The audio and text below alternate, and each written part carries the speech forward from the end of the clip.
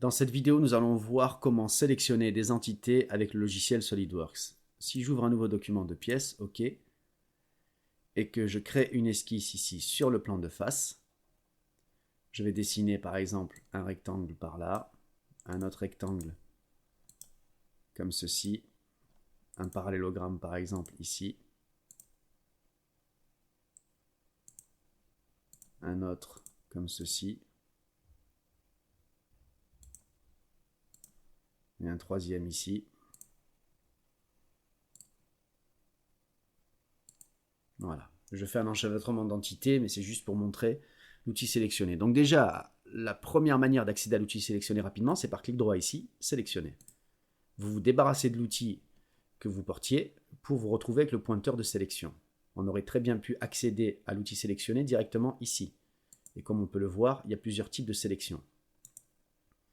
Ensuite, pour sélectionner, on peut tout simplement cliquer sur une entité. Ici, elle change de couleur et je peux la supprimer au clavier sur la touche supprime.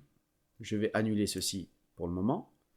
Pour désélectionner une entité, il suffit de cliquer dans une zone vide de votre zone graphique ici. Ça a pour conséquence de tout désélectionner. Une autre manière de sélectionner, c'est de tracer par clic et glisser ici une fenêtre. Quand je vais de la gauche vers la droite, ici, seules les entités complètement comprises dans la zone que j'ai tracée sont sélectionnées. Donc de gauche à droite, c'est bleu, mais regardez ici, si je vais de droite à gauche, c'est vert. Tout ce qui est dans la zone rectangulaire verte que j'ai tracée sera sélectionné, même s'il n'était compris que partiellement dans cette zone.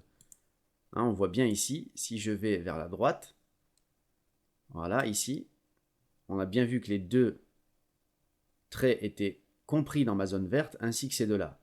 Ceux-ci sont donc sélectionnés, je peux par exemple les supprimer avec la touche supprime du clavier et annuler ceci, cliquer dans le vide pour tout désélectionner. Voilà à peu près ce qu'il faut savoir sur l'outil de sélection de SolidWorks.